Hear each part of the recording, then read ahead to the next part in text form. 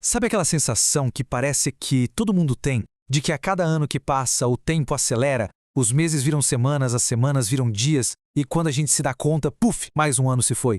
Mas será que o tempo tá mesmo voando? Olha, a resposta para isso é muito mais fascinante do que parece. E ela não tá na física não, tá na arquitetura da nossa própria mente. Pois é, essa frase aí a gente já ouviu e, principalmente, já sentiu isso muitas vezes, né? Aquela impressão de que o ano mal começou e já está nas últimas. É um mistério que parece que todo mundo compartilha. Mas de onde vem essa aceleração estranha? Por que as memórias de um ano inteiro parecem que cabem num piscar de olhos? Então, a grande pergunta é: para onde esse tempo todo foi? Pensa bem, volta lá na infância. As férias de verão, nossa, pareciam durar uma vida inteira, né? Um ano na escola era uma jornada que parecia não ter fim. Aquele tempo era elástico, quase infinito. Já hoje, ele parece que encolheu. E aqui está a grande virada dessa história. A verdade é que o tempo não mudou nada, o dia ainda tem as mesmas 24 horas. O que mudou fomos nós. A chave para desvendar esse enigma não está no universo lá fora, mas aqui dentro, no nosso cérebro. É tudo uma questão de percepção, um truque da nossa mente. Funciona mais ou menos assim. A nossa percepção do tempo está totalmente ligada a como o cérebro processa e guarda as informações. Não tem a ver com contar segundos, mas sim com arquivar memórias. É a densidade e a novidade dessas memórias que definem se, quando a gente olha para trás, um período parece longo e cheio ou curto e meio vazio. Para a gente entender isso de verdade, vamos fazer uma pequena viagem no tempo. Lá para a época em que ele parecia andar bem devagarinho. Na infância, o mundo era um território completamente novo, prontinho para ser explorado. Pensa só, cada dia trazia uma avalanche de primeiras vezes. Cada experiência nova exigia atenção total, máxima. O cérebro estava em modo de gravação intensa, absorvendo cada detalhezinho, cada sensação. Cada momento era uma nova memória sendo construída. E é aqui que está o pulo do gato. Com tanta novidade acontecendo, o cérebro cria memórias super ricas, detalhadas, quase densas. E quando a gente olha para trás, esses períodos que estão cheios dessas memórias novas parecem muito mais longos, simplesmente porque tem muito mais informação para a gente processar na nossa lembrança. Ok, agora vamos dar um salto para a vida adulta. E é aqui que um fenômeno novo, bem silencioso, mas muito poderoso, entra em cena: a rotina.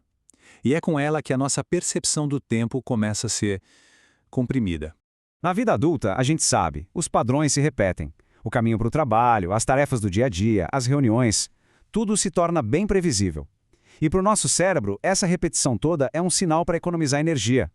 Não tem nada de muito novo para aprender ou registrar. Aí o cérebro, que é super esperto e não gosta de gastar energia à toa, liga o piloto automático. Ele simplesmente para de registrar os pequenos detalhes do dia a dia. Afinal, por que ele gravaria a milésima viagem para o escritório com a mesma atenção da primeira? Sem novidades, esses dias, meses, eles são arquivados como se fossem um único bloco de memória. Quase um arquivo zipado, sabe? Então olha só que interessante esse contraste. A infância, que é definida pela novidade, gera memórias super detalhadas e expandidas. Já a vida adulta, dominada pela rotina, leva essas memórias comprimidas. E é por isso que um único verão da nossa infância pode parecer mais longo do que será 5 anos da vida adulta. E é aqui que vem a grande revelação. Essa sensação de que o tempo voa é, na verdade, só um reflexo de uma vida com menos anotações mentais.